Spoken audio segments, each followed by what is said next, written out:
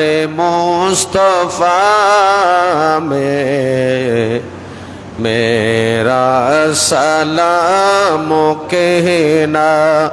ओ जाने वाले हाजी जब जाओ तुम मदीना,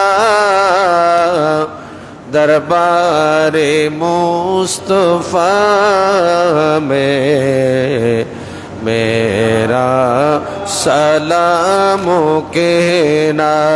दरबारे मुस्तफा में मेरा सलाम। ये शेरे मुस्तफा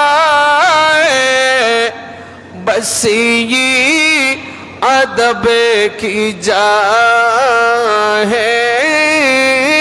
ये शेर मुस्तफा है बस ये अदब की जा है। बस ये अदब की जा है। आँखी बिछा बिछा कर, आँखी बिछा बिछा कर बाबू सलाम जाना। दरबारे मुस्तफा में मेरा सलाम कहना। ओ जाने वाले हाजी जब जाओ तुम मदीना, दरबारे मुस्तफा में मेरा सलाम कहना। सलातुन्या अलैकुम। मौत हयात मेरी दोनों तेरे लिए है। मौत हयात मेरी दोनों तेरे लिए है। दोनों तेरे लिए है। जब मौत मेरी आए, जब मौत मेरी आए तो सामने मदीना। दरबारे मुस्तफा में मेरा सलाम कहना। दरबारे मुस्तफा में मेरा सलाम कहना। सलातुन्या अलैकुम। आंसू बहा बहा कर, आंसू बहा बहा कर उससे दिल रबो रबो तुम। उससे दिल रबो रबो तुम। उन्होंने बदल बदल कर, उन्वा बदल बदल कर हासिल कलाम कहना। दरबारे मुस्तफा में मेरा सलाम कहना। ओ जाने वाले हाजी जब जाओ तुम मदीना, दरबारे मुस्तफा में मेरा सलाम कहना सलातुन या कुम।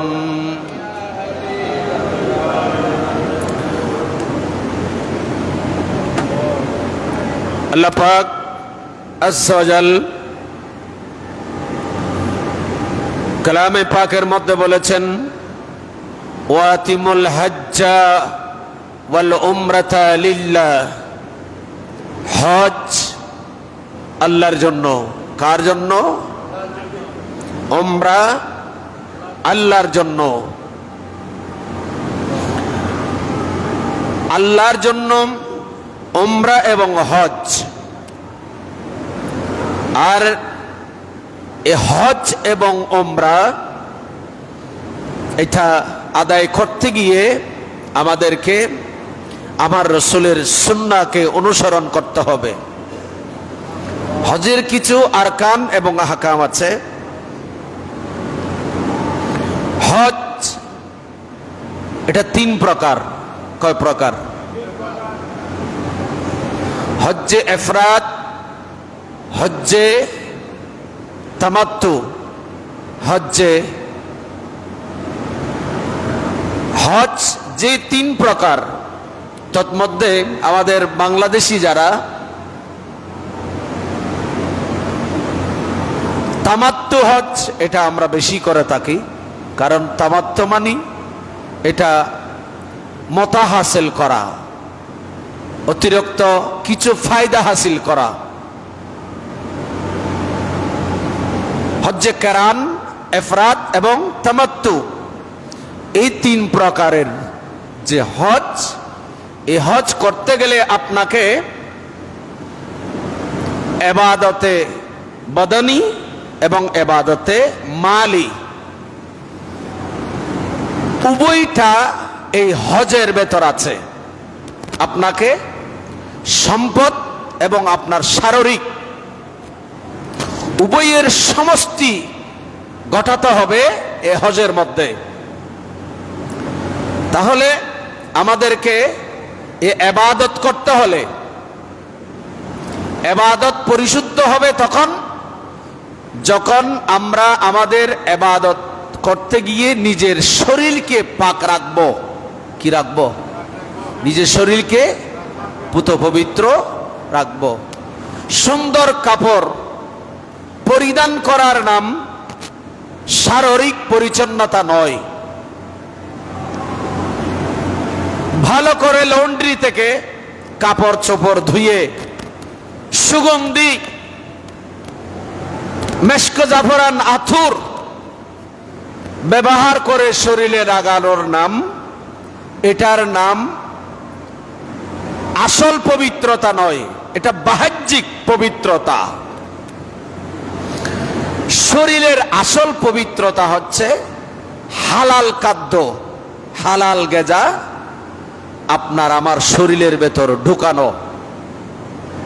আমি আপনি যখন খাবো, আমার শরীরের গেজা খাদ্যগুলা হালাল হতে হবে। হালাল হলে আপনার আমার শরীর শারীরিকভাবে কি পবিত্র। আর হজ করতে গেলে সেই শরীর লাগবে।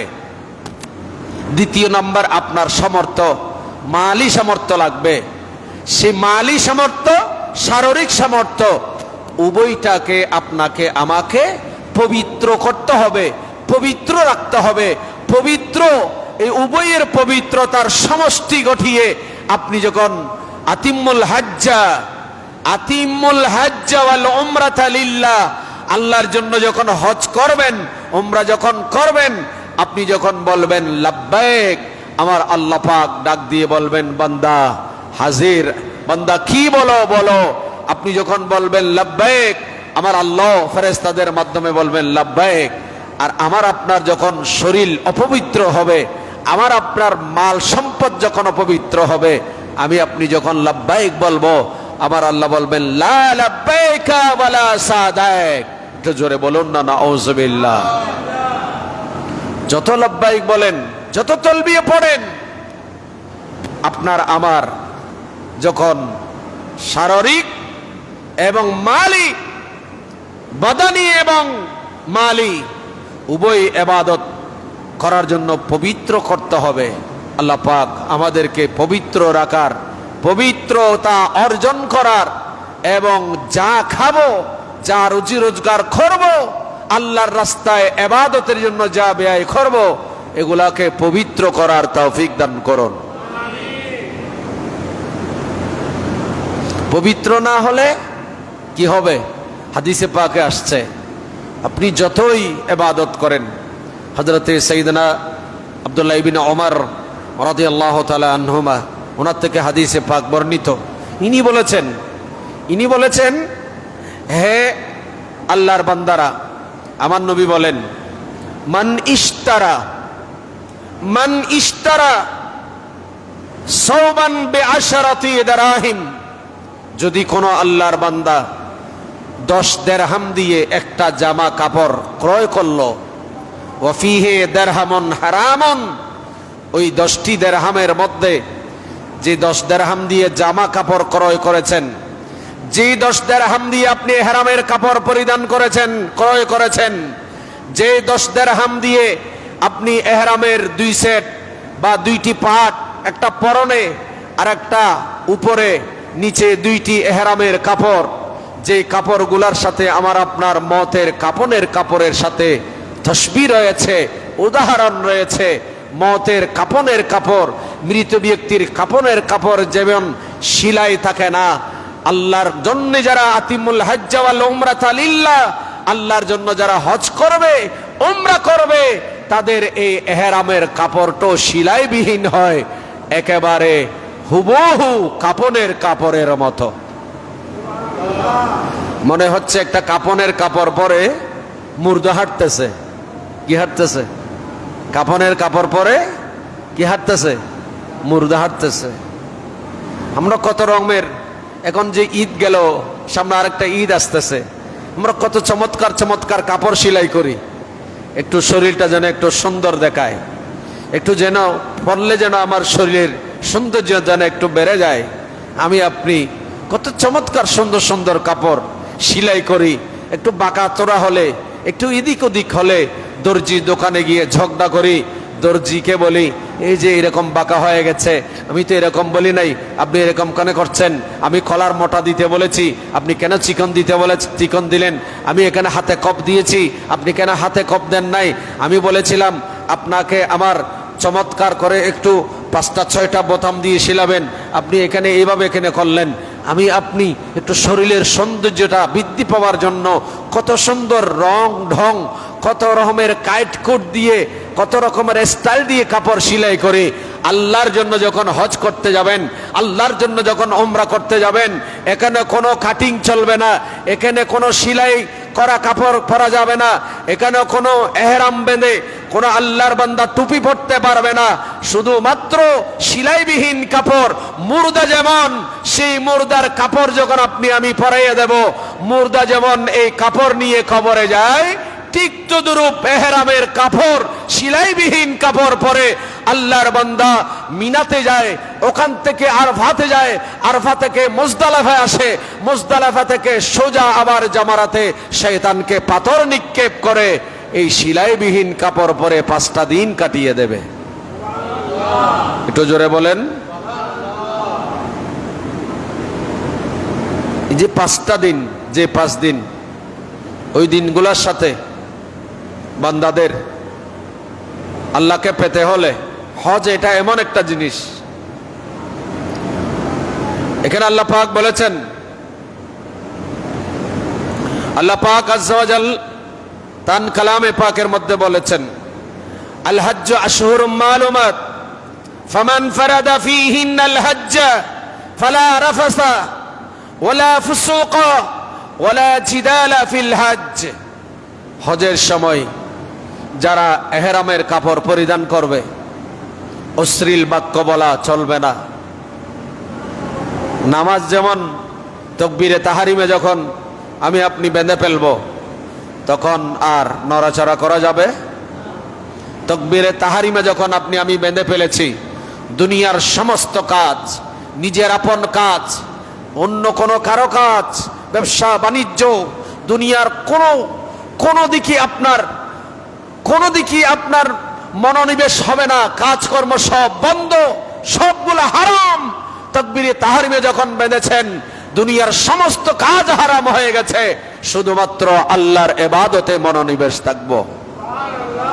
ঠিক তদ্রূপ আপনি যখন ইহরামের কাপড় যখন পরিধান করেছেন, যখন নিয়ত করে ইহরামের কাপড় যখন পরিধান করে ফেলেছেন, দুনিয়ার সমস্ত কাজ আপনার জন্য এখন হারাম হারাম হারাম। ইহরামের কাপড় পরিধান করা, যে ওই যে তাকবীরে তাহরিমে ইহরাম বাঁধা যেমন, আর ইহরামের নামাজে তাকবীরে তাহরিমে বাঁধা যেমন, ইহরামের কাপড় পরিধান করা নিয়ত করে হজের জন্য, উমরার জন্য, দুনিয়ার কাজকর্ম অন্যগুলা কোন দিকে মনোযোগ থাকবে না, সেটাও তেমন। জোরে বলুন। সেখানে আপনার ফালা রাফাসা ওয়ালা ফুসুকা, আপনার সেখানে ফিস্কো ফুজুর অশ্লীল কথা বার্তা সেখানে চলবে না। ইহরামের কাপড় যখন পরে ফেলেছেন, আপনার এখন আপনাকে বিশেষ করে পুরুষকে, অনেক সময় অনেকে মশালাগুলা জানে না, ইহরামের কাপড় পরার পর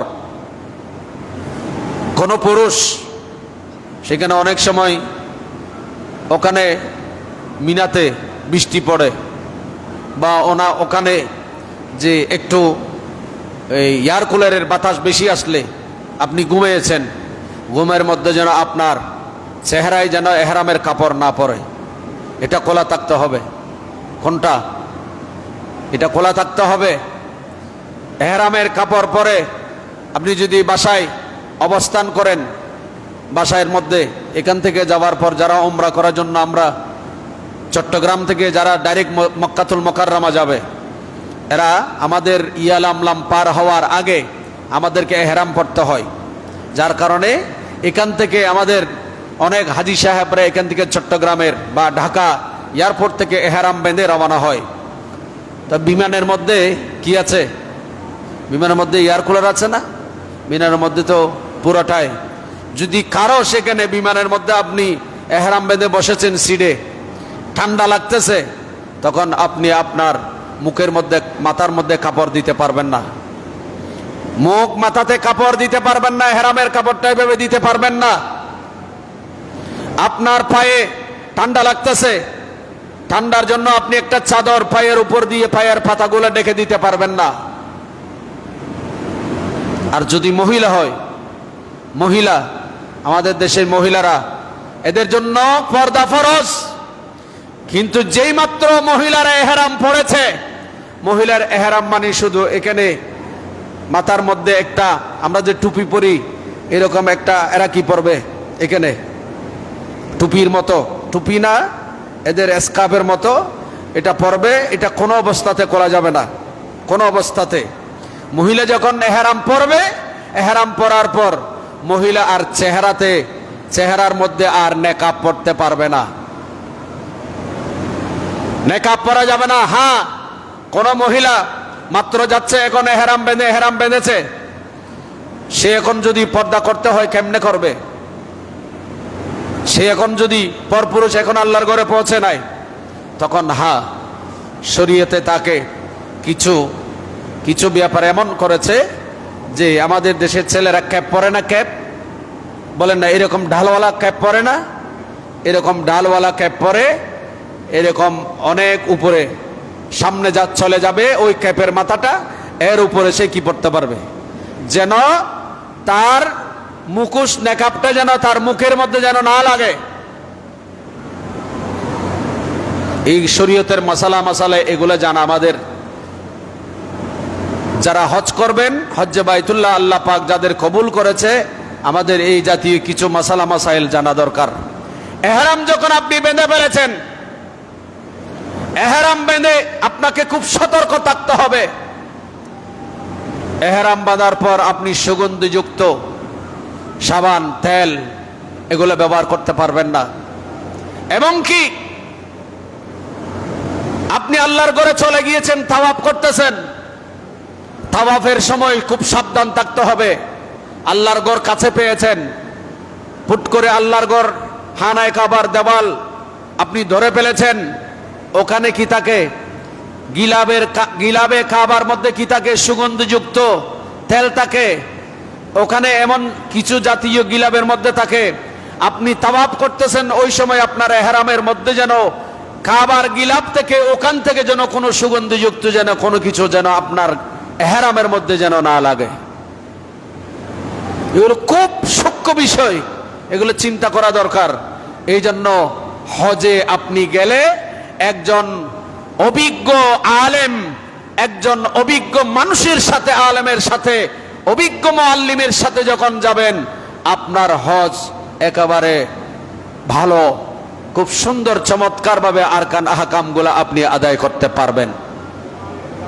আচ্ছা, এখন বর্তমান জামানায় তো এগুলো খোঁজে না, এখন খোঁজে কোথায় 20-30 হাজার টাকা কম আছে, কোন কাফেলায় 50,000 টাকা কম নিতেছে, এগুলা খোঁজার পর 50-60-1 লাখ টাকা কম দিয়ে ওখানে যায়, যাবার পর ওই হাজিদেরকে অন্য কাফেলার কাছে বিক্রি করে দিছে। এটাকে বলা হয় ফিতরা হাজি। 50-60-70-1 লাখ টাকা কম দিয়ে গেছেন, আপনাকে রাখবে 5-6-7 মাইল দূরে, আপনাকে শুধু আনবে দিনে গাড়িতে করে, আপনাকে আনবে হয়তো আসরের সময় বা মাগরিবের সময় আনবে, মাগরিব এসা পরে আবার গাড়িতে করে নিয়ে যাবে। আপনি কিছু টাকা কমের জন্য এখন কি করলেন? কিছু টাকা কমানোর জন্য 20-50 হাজার টাকার জন্য আপনি পঞ্চগানা নামাজ হেরামের মধ্যে পড়তে পারতেছেন না। আপনারা তো এগুলো বুঝেন না। আমরা হাজি সম্মানিত হুজ্জাজ ইকরামদেরকে এগুলো বুঝাতে পারি না। আবার দেখা যায় অনেক কাফেলা এমন যে গড় এমন জায়গায় নিয়েছে, সকালের নাস্তা দিনের 10টায়ও পৌঁছে নাই।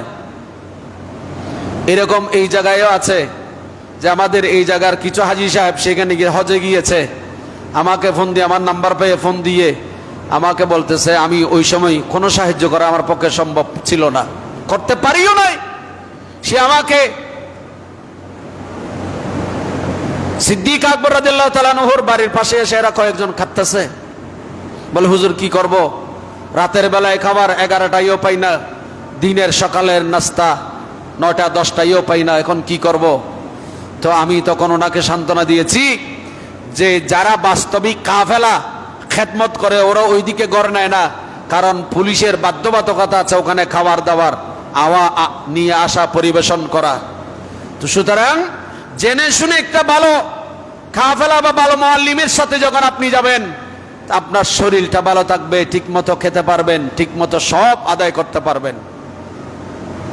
এরকম এহরাম বেঁধে অনেক হাজি দেখা যায়, এহরাম বাঁধার পর, এহরাম যখন বাঁধবেন আপনার শরীরের মধ্যে কিছু থাকতে পারবে না, কিছু থাকা যাবে না, এখানে চিমটি গেঞ্জি থাকা যাবে না, আপনার সেখানে যে জেঙ্গে প্যান্ট ছোট্ট আমরা যেটা পরি ভেতরে, এটা পরা যাবে না। অনেক হাজি সাহেব জানে না, সেই যে টুঙ্কা টাঙ্কায় হজ কাফেলার সাথে গিয়েছে, এহরাম পরেছে, ভেতরে জেঙ্গে প্যান্টও পরে আছে। এই জন্য ভালো কাফেলা চাই, এই জন্য ভালো মুআল্লিম চাই।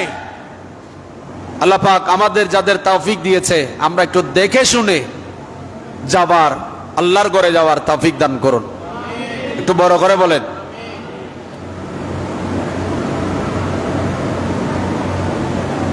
আল্লাহর ঘর হানায়ে কাবায় যখন আপনি মেহমান হতে চলেছেন, আপনি যখন লব্বাইক বলবেন, আমার আল্লাহ আপনার লব্বাইকের মধ্যে সাড়া দেবেন। আমার আল্লাহ, আপনি তখন পর্যন্ত তলবিয়া পড়বেন। এহরাম পড়ার পর আপনি তলবিয়া পড়বেন, লব্বাইক আল্লাহুম্মা লব্বাইক, লব্বাইক লা শারীকা লাক লব্বাইক, ইন্নাল হামদা ওয়ান নি'মাতা লাকা ওয়াল মুলক লা শারীকা লাক। এইভাবে তালবিয়া পড়ে পড়ে যে মাত্র আল্লাহর গরহানায়ে কাবা পর্যন্ত যাবেন, আল্লাহর গরহানায়ে কাবা যখন আপনার সামনে আপনি যখন দেখবেন, আপনার একেবারে দুনিয়ার কোনো খেয়াল থাকবে না। যে কাবাকে দেখার জন্য আজীবন আপনি চোখের পানি ফেলছেন, যে কাবার জিয়ারতের জন্য আজীবন আল্লাহর দরবারে ফরিয়াদ করেছেন, সে কাবা যখন আপনার সামনে পড়ে গেল, আপনি যখন চোখে দেখলেন, চোখের পানি ধরে রাখতে পারবেন না। চোখের পানি ঝরঝর করে চোখের পানি যখন ঝরবে, ওই সময় আপনি আল্লাহকে বলবেন, মাওলা আমি তোমার দরবারে আসছি, আল্লাহ এখানে আমি যত দোয়া করব, আল্লাহ তুমি সমস্ত দোয়া আমার কবুল করো। আপনি যখন যে মাত্র আল্লাহর গরহানায়ে কাবা দেখবেন, তখন যেই দোয়াই করবেন, আমার আল্লাহ সেই আপনার দোয়াটা ফেরত দেবে না, আল্লাহ পাক কবুল করবেন। কারণ সেখানে সমস্ত জায়গায় যেখানে আপনি দোয়া করবেন, সেই দোয়া আল্লাহর দরবারে কবুল, আল্লাহর দরবারে কবুল। আল্লাহ পাক আমাদেরকে সেই বাইতুল্লাহ শরীফ দেখার, আল্লাহ সেই বাইতুল্লাহর জিয়ারত আমাদের সবাইকে নসিব করুন। আসুন, সেই বাইতুল্লাহ যে আল্লাহর গরহানায়ে কাবা, সেই কাবাতুল্লাহ আল্লাহর দরবারে ফরিয়াদ করেন। কি করেন? যেমন হযরতে সাইয়েদনা আদম আলাইহিস সালাতু ওয়াস সালাম দোয়া করেছেন। কি করেছেন? দোয়া করেছেন। আদম আলাইহিস সালাতু ওয়াস সালাম আল্লাহর দরবারে দোয়া করেছেন। নুজাহাতুল মাজালিস আল্লামা আব্দুর রহমান সুফুরি আলাইহি রাহমা বর্ণনা দিয়েছেন, ক্বালা আদম আলাইহিস সালাতু ওয়াস সালাম, ইয়া রাব ইন্না বিকুল্লি আমালিন আজরা ফামা আজরা। আদম আলাইহিস সালাম বলেছেন, আল্লাহ তোমার এই ঘর ফেরেশতারা নির্মাণ করেছে, আমি নির্মাণ করেছি। আল্লাহ তোমার এই বাইতুল্লাহ তাওয়াফের পর আমি তোমার কাছে, তোমার দরবারে ফরিয়াদ করছি, আল্লাহ আমার ওজরত প্রাপ্য, আমার কি পাওয়ার আছে? আমি আদম আলাইহিস সালামকে একটু বলো। আদম আলাইহিস সালাম আল্লাহ দরবারে দোয়া করলেন, আল্লাহ আমি তোমার ঘরকে সুন্দর করে সাজালাম, নির্মাণ করলাম। মাওলা মুনিব ফামা আজরা, আমার ওজরত কি? ফামা আজরি, আমার ওজরত কি? তখন আমার আল্লাহ বলেন, ক্বালা, আমার আল্লাহ পাক আযজা ওয়া জাল বলেন, ইদা তাফু বি গাফারতু লাকা। হে আদম, যখন তোমার ছেলে আমার বান্দারা যখন এই ঘর বাইতুল্লাহ শরীফ তাওয়াফ করবে, তাওয়াফ করার পর আমি আল্লাহ, তাওয়াফের পর আমি আল্লাহ তাদের গুনাহ মাফ করে দেব। এদের গুনাহ কি করে দেব?